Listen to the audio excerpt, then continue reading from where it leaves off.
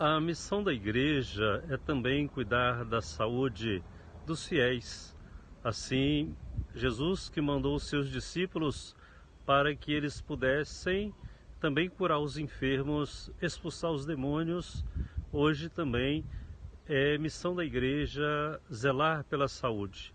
É muito importante a gente ter essa coerência, essa consistência de saber que o hospital foi criado pela igreja. Bem nos primórdios lá do cristianismo, principalmente no século IV, a igreja teve essa função muito bonita de criar os hospitais. Depois, não deu conta, as populações foram crescendo, desenvolvendo e tiveram que fazer outro jeito de as pessoas terem a saúde, a responsabilidade também dos governos que cria e arrecada os impostos nessa função. Mas aqui, nós temos as Santas Casas, criada para quê? Para que os sacerdotes, os religiosos, as pessoas pudessem curar as enfermidades, curar os enfermos. E assim é missão da igreja também zelar para que o reino de Deus aconteça, não somente na saúde física, mas na saúde psíquica, na saúde espiritual. É missão de todos nós. E hoje nós temos aqui essa semana, no dia 18, dia dos médicos, dia de São Lucas, nós queremos realmente dizer que a função e missão da igreja é levar a saúde para todos. Que nós possamos crescer na dimensão do amor de Deus, da graça que santifica e que nós sintamos cada vez mais a presença de Jesus na nossa vida, nos curando de nossas enfermidades. Eu sou Paulo Brandão, médico cardiologista de Ouro Preto há mais de 30 anos, natural aqui de Saramenha, e tenho a satisfação de poder comentar um pouquinho sobre como tem sido o enfrentamento da pandemia Covid-19, uma vez que nós participamos desde os primeiros dias. No dia 11 de março do ano 2000, há mais de um ano e meio atrás, a Organização Mundial de Saúde decretou como pandemia a presença do Covid-19 no nosso meio. Aqui na universidade, já no dia 17, numa reunião na reitoria, nós achamos por bem fechar a universidade. Uma semana depois, eu fui trabalhar na Policlínica, na prefeitura, onde eu trabalho como cardiologista há vários anos, e o ambulatório estava fechado. Então ofereceram para a gente duas opções: ou fazer atendimento por telefone ou trabalhar no hospital de campanha. Eu achei interessante a opção hospital de campanha, fui para lá no mesmo dia, encontrei as pessoas responsáveis pela ideia e pude ajudar um pouquinho nessa montagem. Eu acho que o hospital de campanha cumpriu em Ouro Preto um papel muito importante. Um dos nossos objetivos durante essa luta, que foi considerada por muitos como a Terceira Guerra Mundial, era não deixar que nenhum ouropretano chegasse na situação de ficar com falta de ar, com insuficiência respiratória, com acometimento pulmonar pela Covid e não ter recurso do uso de um respirador, de não poder ter sido entubado. E isso, felizmente, na nossa cidade nós não vimos. À medida que o tempo foi passando, nós fomos adquirindo os aparelhos, os respiradores foram chegando no hospital de campanha. A Santa Casa de Ouro Preto foi cumprindo um papel importante, triplicou seus leitos de UTI, dando à nossa comunidade pelo menos um conforto, mesmo nas horas onde o número de leitos era insuficiente para atender uma demanda tão grande que incluiu também as cidades vizinhas de Ouro Preto. Então nós passamos essa fase difícil com muita luta, com muita determinação, principalmente porque o nosso inimigo era um inimigo invisível e a gente não sabia o dia de amanhã. A incerteza para enfrentar essa situação é o que sempre fomentou esse trabalho. A gente não sabia o que ia acontecer no próximo dia, quantos casos teríamos, né?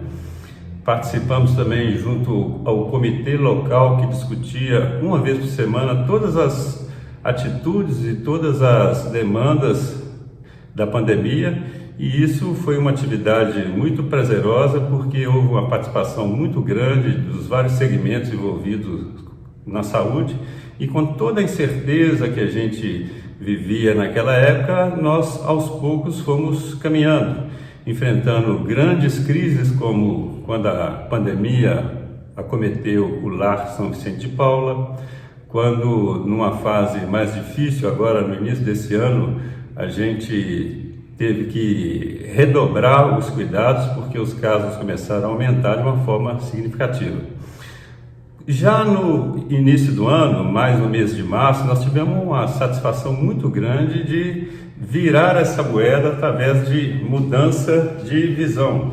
Em vez de correr atrás de arrumar respirador e arrumar abordagem para os pacientes, o nosso objetivo passou a ser, através da vacinação, diminuir o número de pessoas expostas ao vírus, fazendo com que a resposta imunológica delas suportasse a doença de uma forma mais tranquila. E de março para cá nós temos notado que Ouro Preto foi uma cidade que se comportou de forma exemplar na questão da vacinação. Os avanços foram bem significativos. A turma da Secretaria de Saúde que comandou esse processo está de parabéns. Você recebia o número de vacinas e tinha que definir para quem e quando, que dia.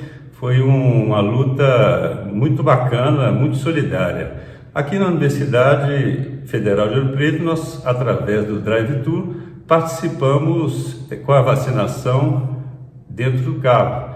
Foi uma vivência muito boa, a gente chegava aqui 4, 5 horas da manhã. Durante esses 6 meses que se passaram, e podemos contribuir de uma certa forma para que houvesse o abrandamento da situação. Então, o nosso ambiente de trabalho aqui envolvia essa área toda da universidade que está relacionada com o centro de saúde, e nessa área do centro de saúde a gente fazia o mutirão, começava bem cedo e praticava a vacinação, como nosso colega que está ali responsável pela vacina da gripe. Foi uma atividade prazerosa que nos trouxe muita satisfação nessa luta contra essa pandemia. É importante ressaltar como que os nossos conceitos mudaram nesse processo. Nós passamos a admitir situações totalmente diferentes no nosso convívio do dia a dia, né?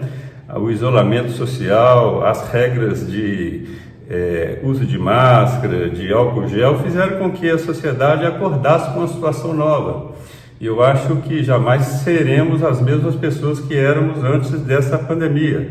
Nós passamos a entender um pouco da fragilidade. Você vê o mundo tão evoluído em relação à ciência, à tecnologia, e vê numa situação dela os americanos sofrendo como todo mundo, os europeus sofrendo como todo mundo.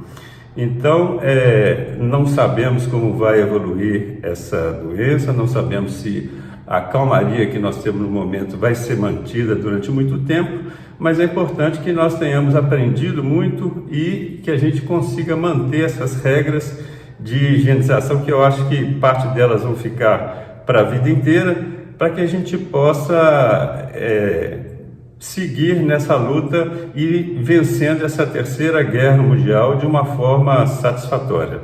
É um pouco da satisfação que a gente teve de ter trabalhado nessa pandemia. Olá pessoal, me chamo Lennon Franco, sou enfermeiro na Santa Casa de Misericórdia de Ouro Preto, e o que vi e ouvi na saúde nesta pandemia foi desespero, desesperança, dor, dúvidas, falta de conscientização populacional, muitas dificuldades por parte de toda a comunidade, e nós, enquanto profissionais da saúde, seguimos em frente, na esperança de proporcionar o nosso melhor ao próximo, cientes de que aquele é o pai, a mãe, a tia, o tio, a avó, o avô, a filha, o filho de alguém. Com a vacina e posterior vacinação em massa, voltamos a ter esperança. Vimos e sentimos o poder da ciência, das pesquisas e da fé das pessoas. O isolamento social ainda é importante. Muitas pessoas não foram 100% vacinadas. O vírus segue nos rondando. Ainda temos pacientes lutando por suas vidas em vários leitos de UTI, por todo o mundo. A pandemia não acabou. Use máscara, proteja o seu próximo, se proteja. Venceremos esta doença. Oi, eu sou Janine Dias Alves, médica, formada há 17 anos. Fiz residência de terapia intensiva, clínica médica e nutrologia. E hoje, atualmente, trabalho no consultório com medicina integrativa, com uma visão total do ser humano. E, além disso, fui para a linha de frente ajudar por causa do Covid. Então, vamos lá. Eu lembro tudo quando fechou, dia 18 de março de 2020, que tudo fechou por causa da pandemia, por causa do coronavírus, ninguém sabia o que ia acontecer, os meninos todos dentro de casa e tudo. E aí, o que aconteceu? Meus pais, que já são idosos, tinham uma roça perto de Araxá, né? E minha mãe resolveu ir fazer a quarentena lá com meu pai. Porque, na roça, tem mais de 20 anos que eles têm essa propriedade, ficaram mais seguros lá. E acabou que dia 31 de março, eles foram vítimas de um assalto à mão armada. Ficaram reféns mais de 7 horas, sedado, tudo. Graças a Deus não aconteceu nada grave com eles, mas levaram tudo da fazenda, as coisas materiais, né? Mas eles ficaram bem. E com isso, eles perderam aquele refúgio, tiveram que ficar em Belo Horizonte. Então, fora essa questão psicológica, que ninguém podia ficar perto da família, nesse mês, dia 31 de março, eu tinha começado a trabalhar no pronto-socorro da Unimed, que a gente foi recrutado para ajudar no Covid. E ao mesmo tempo de trabalhar na linha de frente, tá em contato direto com o vírus, com as pessoas, e eu também precisei dar suporte para o meu pai e minha mãe. Então eu sempre trabalhei com muita segurança, me protegi muito, porque eu vinha para casa e sabia que meus pais estavam aqui, eu acolhi eles por esse tempo. Sabia que eu vinha para casa e tinha o risco de trazer alguma coisa para casa, mas ao mesmo tempo eu sempre mantive a fé, fiz as minhas coisas certas e Deus me recompensou com isso. Nós passamos bem essa pandemia toda, graças a Deus. Meu marido e minha filha também não tiveram nada. Então eu fiz como pessoa, tudo que qualquer pessoa faria, né? Acolheria a família, eu tenho funcionário em casa, então comecei a ir levar e buscá-la em casa para ela não andar de transporte público. Tudo que eu acho que alguém teria que fazer por mim, né? Que era o melhor, eu tentei fazer pelos meus funcionários ou o que for. E como médica foi difícil, porque já tinha 7 anos que eu não trabalhava no centro de atendimento, apesar de ter trabalhado anos no CTI, no pronto-socorro. Já tinha 7 anos que eu estava fora dessa questão do pronto-socorro, de urgência e tudo mais. Mas eu fui mesmo assim, porque experiência é uma coisa que a gente não esquece, então eu acho que eu precisava ajudar. Então, é difícil falar que no começo a gente não ia com medo. Eu ia, às vezes, com medo, com receio de atender, mas por essa situação que eu tinha em casa. Mas aos poucos e tudo era muito novo, né? Colocar aquele tanto de roupa e tudo. Então, à medida eu fui me acostumando e criando uma rotina própria e segura. E com isso tudo, esse ano veio a vacina. Aí a gente tomou a vacina em janeiro, que foi um alívio, né? Meus pais também logo foram vacinados. Eu tomei a primeira dose dia 20 de janeiro e continuei fazendo tudo igual, como se não tivesse tomado a vacina. Porque eu vejo que as pessoas tomam vacina e agora eu posso andar sem máscara e tudo, mas não. A vacina, ela é preventiva, mas ela só funciona se você continuar usando os métodos de barreira, né? Distância social para conversar, a máscara, o álcool gel, né? Todos esses cuidados que a gente continuou, que eu pelo menos continuei fazendo, né? Então, as pessoas precisam entender isso, né? E com isso, nós vamos caminhar para frente, com a graça de Deus. Então, foi isso tudo. Agora eu já fui, depois da segunda dose e tudo, que a gente tomou Coronavac, em 2020, nenhum dos profissionais que trabalhavam comigo praticamente tinha pegado Covid. Depois, esse ano, depois da, 2020, 2021, depois da vacinação, vários começaram a pegar. Cada dia era um. Então, a gente vivia com essa angústia de, tipo, amanhã pode ser eu. Então, mas seguia, vivia um dia, cada dia de uma vez. Então, esse ano eu já tomei a terceira dose, tomei a Pfizer e com isso me deu uma felicidade ao mesmo tempo de ter tomado, tantas pessoas lá tomando, tantas pessoas já sendo vacinadas, e aí te dá um alívio de mais gente ter acesso a mais coisas, né? E realmente as coisas estarem andando bem melhor por causa disso. Então, nós conseguimos seguir a vida aí numa boa, tá? Como médica, no começo da pandemia, no consultório, muita gente não queria ir fazer exame, não queria ir se consultar. Então, muitos pacientes que às vezes usavam controlados, eu tinha que ligar e falar, você não pode ficar sem se controlar, vem com todo cuidado, eu também estou tomando cuidado. Mas eu vejo que as pessoas largaram um pouco a saúde, né? Comeram, beberam, viveram como se não houvesse amanhã. E agora que as pessoas estão retornando à saúde, sabe? E retornando uma saúde pior do que tinham antes. Porque a maioria ganhou peso, estão com vários problemas psicológicos por causa desse confinamento, dessas questões. Muitos perderam entes queridos. Então, a gente precisa retomar a nossa saúde. E a saúde não é só ausência de doença, né? Ela é um equilíbrio disso tudo, né? Do que a gente come, da escolha que a gente faz, se a gente está dormindo bem, se a gente está satisfeito com o trabalho, da harmonia com a nossa família, da nossa fé, né? Da nossa proximidade com Deus. Então, esse conjunto todo faz a gente escolher e querer ser saudável. Então, eu acho que a gente tem que pensar isso, né? Todo mundo perdeu muitas coisas com essa pandemia, mas nós também ganhamos, né? Por exemplo, eu ganhei essa